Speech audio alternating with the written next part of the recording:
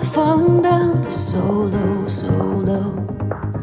Didn't know which way I should go. I was lonely, I was out of friends. Dead ends, dead ends. Couldn't bring myself to pretend, but in my darkest night, a breakthrough. Heard you call my name, and now I'm facing you. Something falls from the sky, suddenly I'm awake. I'm alive, I'm aware, there's a chance I gotta take. Something falls from the sky as it cuts through the night. Power lifts me higher, gonna be dancing in the light.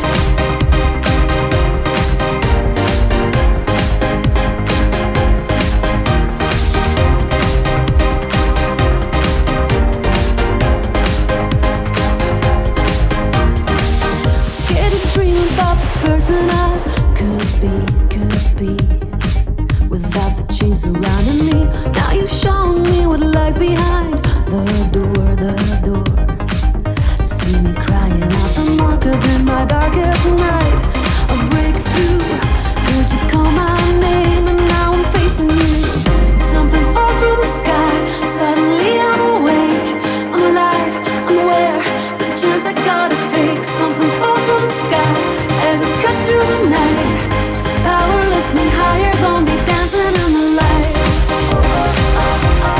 Dancing in the light.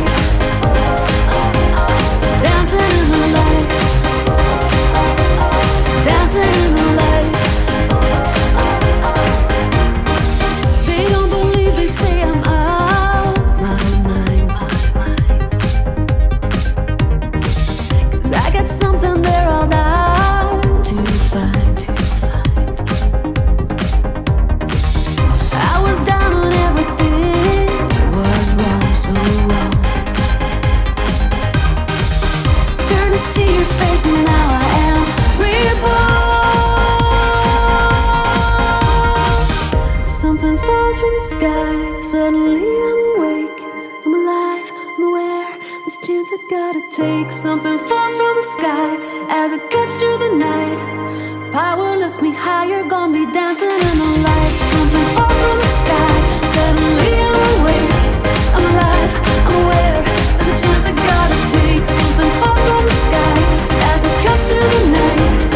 Power lifts me higher, gonna be dancing in the light. Dancing in the light. Dancing in the light. Dancing in the light. Dancing in the light.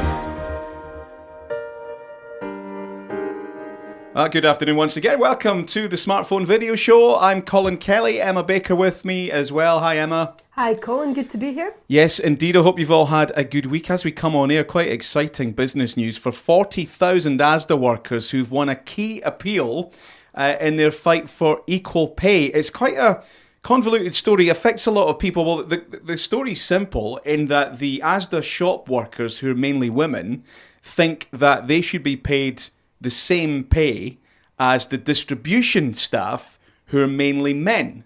But getting all that through the courts is proving to be quite complicated. And the first thing that they had to do, which is what they won today, was that they got the court to agree that the job of the supermarket staff and the job of the distribution centre staff is comparable. So then they move on to the next phase, which is going to be where they will have to prove that they were discriminated against and that actually the jobs are the same. And Asda spent a lot of money fighting this. There's other supermarkets watching it very closely as well. 40,000 staff affected could be a lot of money paid out in back pay if eventually it goes their way. They had to take that all the way to the Supreme Court, but it will have repercussions throughout business. The fact that somebody working in a supermarket and someone working in the distribution centre, these roles are now considered to be comparable. Yeah, that's really interesting. And it's the kind of, away from the kind of activism and the big headlines, I think, of all this, the kind of equal pay and equal representation, down to the more nitty gritty of just kind of getting these things done in the law. And it's never quite as clean cut and it's never quite as interesting or as exciting, but it's actually the one thing that's going to make a difference in people's lives. Yeah, and want to keep an eye on certainly as that unfolds. So we're here every week from 1 until 1:30, giving you chance to get involved and ask questions, your smartphone video questions answered. Today we're going to do a bit about desktop editing, and also, Emma, some thoughts around the workflow as well. So one stumbling block that a lot of clients have is the kit that they've been given.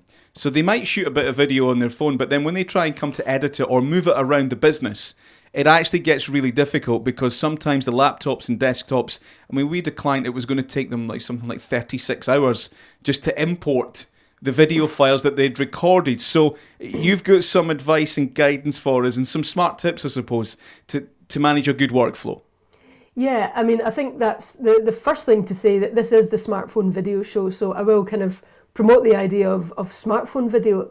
What you've just outlined there is why shooting and editing and sharing all from your phone makes so much sense, because it's all the one device, and the power that you've got in that device is probably, for things like video editing, much more suited to the job than your Lenovo ThinkPad or whatever laptop you've been given by work. Just the amount of memory that's needed to run a video editor and the number of complex tasks that your processor has to do means that a lot of laptops just won't be up to the job. Yeah, and I guess that's the issue, of course, as the quality of the footage, the quality of the cameras, the quality of the phones is getting better and better. I mean, you're talking about HD and 4K. I mean, the phones, I think, do 4K, some of them just by default. So you bring that into any kind of computer, and the risk is it's going to cripple it. Yeah, absolutely. And add, not just bring the footage into the computer, but then bring that footage into a complex video editor that's trying to render those files, and then you want to see a live preview of that little edit you've made. So even if you just add a filter, let's say, to your footage, then the computer's got to process all that at the same time as you're kind of skimming through the timeline and looking for the next bit to cut. And you need a powerful processor to let you kind of do that in real time before it gets frustrating. If your computer's not powerful enough, then you're just constantly buffering, your computer's coming up with the wee timer saying it's rendering, and the whole process becomes so frustrating that you give up. Yeah, and I would always say to people, you have to be honest with yourself and be honest with your management as well. If they've given you kit that just isn't fit for purpose, you have to tell them that. Don't worry yourself sick and persevere with it and frustrate yourself, because what's going to happen is you'll lose faith in the whole project, and it won't go anywhere. So try and test it out, practice it with some other recordings first. There's nothing worse than you go to the company health and safety conference, record a whole great piece of content, and then can't process any of it. And by the time you've figured out the workflow, it's old, and the company doesn't even want to do anything with it. So try and establish, first of all, is this kit that you have fit for purpose? And, I'm not here to criticize things like the Lenovo ThinkPad. It's so widely used around small business owners and communications professionals, but there is actually another product in the Lenovo ThinkPad range which has much more powerful processing equipment, much more suitable for video editing. So it might be, if you go and speak to the IT people, if you work for a large employer, they might have something else that they can get you, rather than the sort of basic end model. But Emma, there's certainly some, I guess, smarter ways of working, and rather than trying to email files around, even things like WeTransfer or maybe using Vimeo, it saves you putting it through the company server. Yeah, absolutely. When it comes to sharing files, definitely using some kind of cloud storage, and that's kind of at every step of the way. Even if you are just using your phone, I always have Google Photos on my phone, and that means that, because I'm using my phone for work and for family stuff and for everything, basically, it means if I do go out and I shoot video on it and I find that the storage is completely backed up, I know I can delete all those family photos and it's just all backed up in Google Photos, and I'm confident in that. So that's the first kind of stage in terms of your storage and organisation before you make the video. And then there's the sharing side of things. I think WeTransfer has been an absolute godsend for us, for our business. Yeah, so the pro version of WeTransfer, which is about £10 a month, and I think that lets you upload, is it 20 gigabytes? 20 gigabytes, 20 yeah. I mean, I thought maybe, is it 2? I think the free version lets you do 2. Free version is 2 gigabytes at any one time, and then you could do another 2 and another 2 and another 2 until the end. But the pro version, you could upload a 20 gigabyte file all in a one all in a winner. Yeah, and it gives you a bit of flexibility as well, so you can either just send people the file through WeTransfer and then they download it, or you can send them a link, and that gives you a wee bit more control over when that link expires, and it tells you when it's been looked at and all that. Good, okay, so WeTransfer and some cloud storage definitely helps as well, because that means that, you know, even within your own workflow, never mind sharing it with a colleague, you can get on it anywhere you've got an internet connection, so your phone or a laptop or desktop, all the files are there for you. Yeah, but then your cloud storage is no use to you when you come to actually working on your video project, because your software, your whatever video editor you use, it needs to have it on the hard drive on the actual device to then work with it. So you also then need to make sure you've got a good amount of storage and good headroom, I'd say, on your storage, so that your computer can keep processing and working in order to get those files on. So having a hard drive probably that you attach into your computer that's got all your video files on it to work on that specific project is useful, rather than cluttering up the actual native storage on your computer. Yeah, we found out to our cost, you know, if you go and buy a standard laptop that's maybe got 100 gigabyte storage on it, you start working a lot with video and building up these projects and putting effects and graphics on them and trying to keep any of it. You could have completely maxed out that storage probably in a matter of months with a couple of big video projects. 100 gigabytes, I mean, we've exported our training courses at comsteria.co.uk/on-demand. I think each of them, so that's like a 2-hour training course, each of them is maybe about 20 gigabytes. So you could, if you keep that on the computer, you're very quickly going to fill it. So an external hard drive, and you should be looking at maybe something in the terabyte range, and it's still only going to cost you maybe £100-150 or something like that. Great. Emma, any other advice then in terms of this workflow? Mm-hmm. And I think you wanted to talk a little bit about, I mean, do you think some of the desktop editors are actually better? They're brilliant. Just one thing to pick up on about the workflow, like the end stage, what you're saying there about the amount of space that your project takes up. It took me a while to learn this, to archive your project. So you still probably want to keep your project so you can revisit it. You don't just want the final MP4 file, but because that project's got all that information stored, it's absolutely huge. So whatever editor you're using, find out how to archive a project, and you can really reduce that file size. So you might have something that was 100 gigabytes because it's kept everything in its memory. Then you archive it and it shrinks it right down to 5 gigabytes, and you can stick that on a hard drive. Right, and when you say archive it, is that some setting in the digital editing software where you tell it, I want to have an archive file, and it changes it somehow?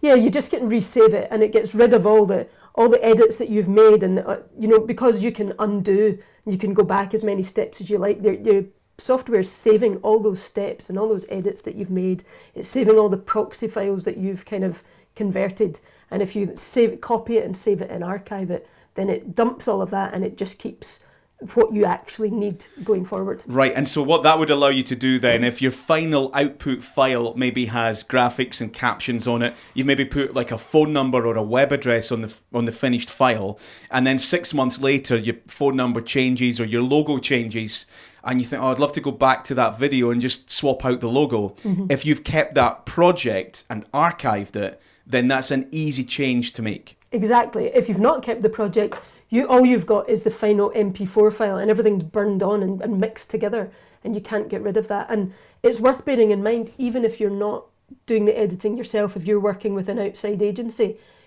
get that into your agreement with them, that somehow you have an archived version of the project files, so that if you want to use it a year later, then you can make those changes that you've just suggested. Because I know I've had that with clients in the past. They want to use a video from the past, and I've said, well, I can't take those titles off there anymore. All I've got is the MP4 file. I think that's really important, because the holy grail in like modern business, and our friend Gary Ennis says that every business is a content business, every business is a media business now, and the content's the holy grail. So if you've got an exhibition or a conference, or you've got all the the big head people from your organization, and you go and do some interviews with them, and then you cut a video together, and that video has a soundtrack on it, and a few months later you think, well, actually, all these interviews that we did back in January, can we take them and put them on a podcast? Well, if all you've got is a video file with music right underneath, that's going to be really difficult. You can't really do any further editing. Whereas if you've got the raw files from whoever you commissioned to shoot the video for you, then you can repurpose that content. And repurposing content, if you can figure out how to do it and make that part of your strategy, you can make everything go much further and life becomes so much easier for you. Yeah, exactly. Yeah. So it's thinking about every step in the process and how you can maximise that investment that you've made in creating that content. And archiving allows you to do that without it completely bloating up your machine and having stupidly large file sizes. Emma's going to be running her smartphone video workshop. It's a webinar on the 22nd of April. Here's some more details for it here. 9:30 till 1:30. The tried and tested framework to get you started with planning, shooting and editing videos on your smartphone. And you might decide that some of the editing is maybe best done eventually on a desktop, but shooting on your smartphone can be so powerful. It can take you places that you wouldn't go with a DSLR camera or a big, heavy computer. There's only going to be a maximum of 8 participants, so you can get involved, ask questions. Emma's going to have advice on products and equipment that you might want to buy. There's a full listing on Eventbrite, but if you have a look at comsteria.co.uk/events, you get all the details on this. It'd be great if you come and join us the 22nd of April. And then a few days after that, on the 28th, I'm going to be running my podcasting session. Emma, if anybody's in two minds, why should they come along and join you for the smartphone video workshop? Because it's fun, and because you'll learn a lot, and I think because it will save you a lot of time. You can pick up a phone and you can shoot video. Most of us are capable of doing that.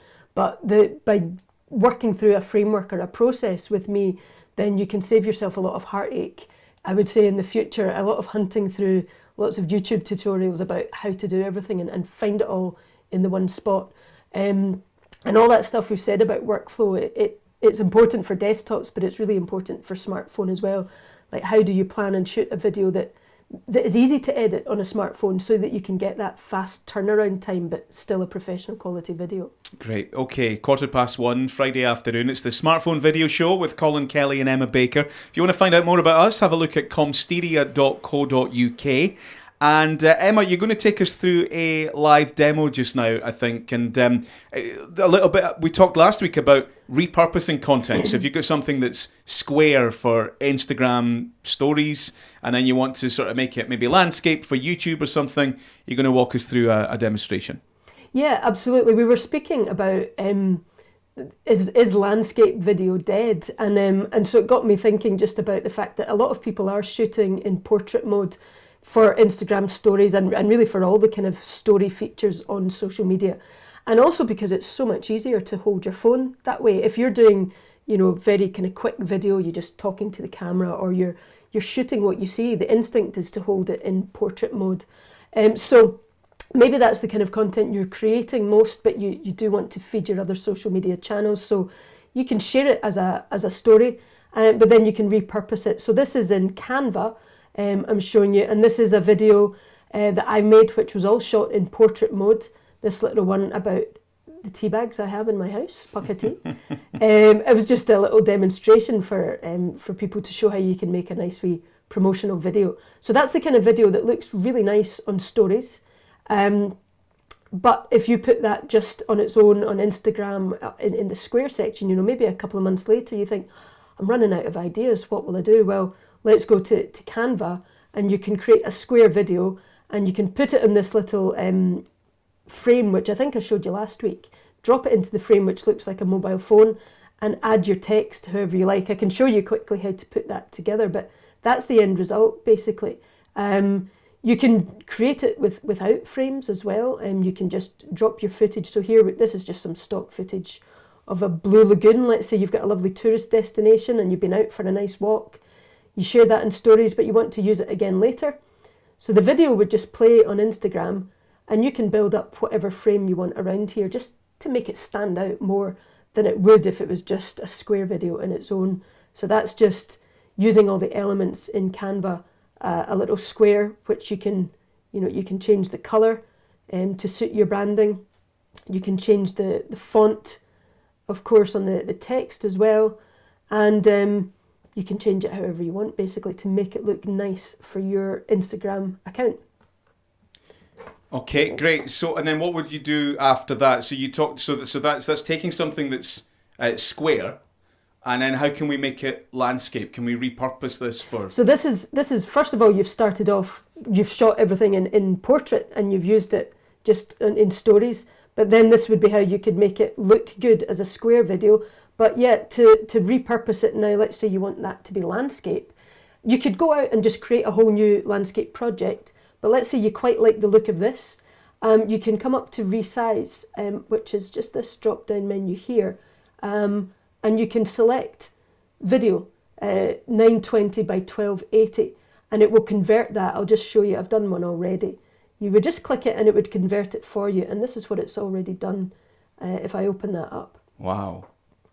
There's that video now. And now that doesn't quite look so great landscape, so I could play around with it, make that text bigger, move it to a different position, maybe add more text now that it's landscape, and move this video around. Or do something where, let's say you've got 2 or 3 videos side by side, because that would fit onto landscape. I'll get rid of those little boxes underneath. And the amazing thing for me about this is how quickly you're able to do this. Like you've got the clips that you've been working with are just there. They're on Canva all the time. So you just bring up the app and everything you've been working on is there already. And then all you're doing is like just kind of changing the shape of the frame and then changing the things around it and then outputting that. And now you've got a different piece of content for a different channel with a different shelf life. Yeah, exactly. It's so simple to do. It's just this little menu at the top, the 3 kind of different size rectangles, and you can repurpose that for any template. You can put in your own custom settings, or you can scroll down and find exactly the template that you want and the output that you want. And you see loads now, I think even on broadcast TV, because so much of our content is being produced on mobile phones, but our broadcast TV is still landscape, and you'll see on where they have maybe 3 portrait videos of people side by side. You can create that exactly same effect on Canva. So we spoke about Canva last week, and one of our viewers asked me to point out that it's free for non-profits. So the pro version of Canva. Now everything you've showed us, I think, is all in the free version of Canva. But the pro version of Canva, which has some additional features and some additional things in it, it's about £10 a month, best part of £100 a year. It's free for non-profits as well. So that's another reason. But with all this about Canva, Emma, do you need any other kind of video editing? I mean, I've from what you've shown us, I can't see anything where I think, well, I need a desktop editor or I need a dedicated video editor to do that. Yeah, well, Canva, I would say Canva's great. When it comes to video, you can construct a whole video in Canva, but there are better apps for doing it. Canva's great for if you've already got the video, like this one here that I just showed you, the Pucketee. I'd already edited that together in another app. So that's about 10 different clips put together with transitions and fancy effects. So that you do that somewhere else. I do that somewhere else, and Canva's great for then repurposing that content. You can edit video on it, but it's much more optimized for design and all these kind of different templates and so on. Okay, so you create the video on your phone, you edit it in another app. I know you talk about them, and then in terms of what goes on around that video and the aspect ratio of the video and maybe the sharing of that final product, that's where you would use Canva. Yes, I would say so. You can change the aspect ratio on a lot of these other video editors, I would say, and you can do a really nice job of it. But Canva makes it really easy to do it. And, you create that, as I say, create that whole video on KineMaster or iMovie or whatever other app I suggest, and then make it look pretty with some other features in Canva and repurpose it for other. Yeah, so it's like Canva purposes. have kind of figured out, right, this person's making a video, they're probably going to want to put their logo on it somewhere, or they're probably going to want to make it a certain shape or have some clip art in it as well. and whereas the video editors are used by everybody from, you know, a very small business owner right up to somebody that's making a Hollywood movie. So they have to do much more sophisticated things as well. And I guess there's much, it's much more of a kind of an open program, an open canvas. You make your own with it. Whereas Canva have made a whole load of assumptions about the things you might want to do. Yeah, so for example, I can show you now VN, which I mentioned. It's another free app for editing. You couldn't make this kind of video in Canva. This is where you're talking to camera, let's say you're delivering your business message, and then you want to add on some cutaway footage over the top of, you know, what it is you're talking about. I'm talking about microphones here. So that's me talking at the bottom layer there, and then up above it, that's another layer of me showing you the microphone, and then I'm adding text at the top, and then I can add music. You can't work with these two separate layers in Canva. You can just stitch videos together. So there's that kind of level of video editing that you just can't do in Canva.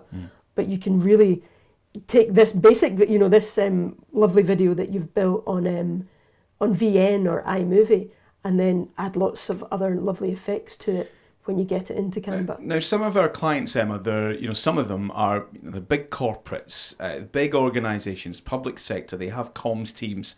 They have events and conferences that after, you know, when we're back to normal after COVID, things that go on all day, you know, full day events and seminars, and they want to film it. Now, nobody's going to stand surely at the back of a conference room with a mobile phone and film all the speakers. So they're going to be using DSLRs. They're going to be using more, I guess, camcorder type equipment as well. And we've had a question in, and it's, you know, the thing you keep talking about MP4, but some of these cameras record in their own file formats. I think the Sony pushes something like AVS or something like that. So do you advise against all that? What recording format should we be using? Because surely then that dictates or influences the file size and maybe the editing system. You don't want to have to convert all your footage before you can even edit it. Yeah, if you're doing something as big a job as that, then it goes back to what we said at the start about your whole workflow. There's absolutely no point in filming that all on your lovely Sony camera if you don't have a computer that can process that all, and you definitely don't want to be editing all of that on a phone. So that's the first stop. And then but if you've got a computer that can cope with Final Cut Pro or Premiere Pro, or even a cheaper software editor, video editor like Filmora, which is about £60 to buy outright, those editors will convert that file. So they'll be able to cope with whatever video file you throw at it and bring it in that way. Whereas for your phone, it possibly wouldn't cope. And right, so that's the advantage of some of these professional level editing. You know, I think Final Cut Pro is maybe about £200. It's £300 now. £300, yeah. Okay. Premiere Pro, I think you can get that as part of the Adobe suite. It's maybe about £20 a month or something. Yeah, you have to subscribe for that. I think you can get two apps for £10 a month as the kind of minimum package for personal, but probably for businesses and for video, it's more like £20 a month. Right, we want to say hi to Davey G because Davey G is watching us just now. Thanks for tuning in, Davey. Before we go, Emma, then, right? Let's imagine you are ScotRail. Okay. And you've got a big conference, and you're going to have some great speakers. It's a real world conference. It's not on Zoom. I think maybe next week we'll talk about Zoom and working with Zoom and videos from Zoom. But it's a real world conference in a conference centre somewhere. You get speakers on the stage all day. They want the whole thing filmed, and then they want like 5-minute highlight videos of the speakers. So how do you do it? What's your kit? What's your setup, and then where does it get edited? What do you do with it? Well, that's a big question, but I mean, we've done very similar things, haven't we? And it's quite a big job, and it's something that I would, if I was in-house, I would think twice about taking that on myself. You'd certainly be looking for at least two cameras, wouldn't you, to get two different angles of the stage and to be able to switch between them. The way we worked it was working, well, you can tell me more about that side of it. You set up the whole mixing desk, because that was a really good way of working, having two, sometimes three camera angles, but it was getting mixed live. Because to be honest, if I had two cameras set up, just filming it all onto an SD card, and then I had to take 5 hours worth of footage onto Final Cut Pro and cut it all together, That's a thankless task, and I wouldn't want anybody to have to do that. So yeah, we were using mixing it live. we were using switching equipment, which meant we would mix it in live. So straight away you half the amount of footage that you're working with, and it's already mixed.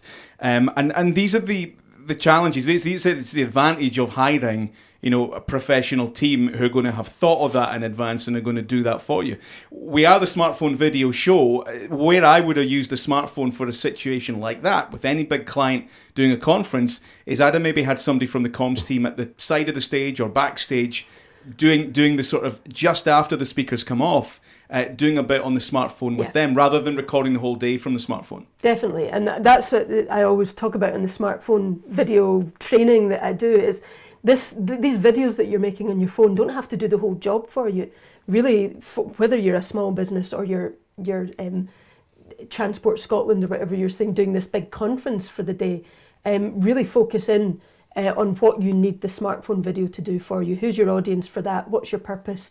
That's a great idea. We'll just do backstage interviews for the winners or the speakers. Tell the speakers to deliver their, the 3 most important takeaways of their speech. And there you've got a highlights reel without having to do all that recording of the talk, which, let's face it, how many people are going to sit through and watch the 1 hour speech if they weren't actually there live, but they'll definitely sit and watch the 3-minute highlight video of you interviewing the visiting speaker backstage. Yeah, and I thought it was quite interesting. You said at the start, if I was a comms person, maybe you wouldn't take that on, and that I'd agree. But the reason I would say think about whether you want to take that on is, are you going to get the time to do it properly? The number of communications professionals that I speak to who get all these really interesting, exciting tasks to do and never get the time to do them properly. And I think sometimes there's a disconnection between the management that think you've got a magic wand, you can just make it all happen. They haven't realised that this laptop that you're working with isn't fit for purpose, and that you're going to be 36 hours just importing the footage. So and that's why, anybody that wants to come and ask us some questions. You don't have to hire us to ask us questions. You can use every Friday lunchtime or message us through LinkedIn or the website. We want to save you from that frustration. We want your organisation to be running smoothly. We want you to have a great experience with video. It certainly shouldn't be causing you hours of frustration and upsetting the whole organisation. Yeah, absolutely agree. It's about being strategic about using video as you would about any communications tool. It's not the magic wand to solve all your problems, and sitting down at the start and planning that and deciding how much time have I got, what equipment have I got, and what skills do I have in order to make this happen. And it's far better to have 3 2-minute videos from a conference that you can share with people than having a whole computer full of 5 hours worth of footage that you never get round to using. Yeah, we know lots of people who've filmed lots of content and it never gets used. It's sitting on a slow computer somewhere. We're out of time. Thank you very much indeed for watching. We're going to be back again 1 o'clock next Friday. You can get your questions to us at any time. Please spread the word, subscribe wherever you're watching, and share the programme as well. And remember, Emma's smartphone video webinar, 9:30 till 1:30 on the 22nd of April. You can get your tickets now from comsteria.co.uk/events. Emma, thanks very much for that. Anything to say before we go? I don't think so, except just to flag up the podcast workshop as well, which I know you mentioned at the start, but don't forget about yourself, Colin's podcast training. I've heard it. I think I've been on it when we've done kind of like face-to-face sessions together, and also I've heard it here as your voice booms down from the loft, and it really is invaluable. It's just brilliant tips from someone who's an absolute professional at broadcasting and presenting, and I think you'll have a great morning. You're very kind. Yeah, podcast course will be fun as well, and very easy. And one of the things we cover in that session is if you've got some video and you'd like to take that same content and make it a podcast, it's a doddle to do. It's like a split-second job. You might want to make some further changes to it, but if you've got video and you think that would work as a podcast, really easy to do. So comsteria.co.uk/events. Thanks very much for watching. We'll be back again next week.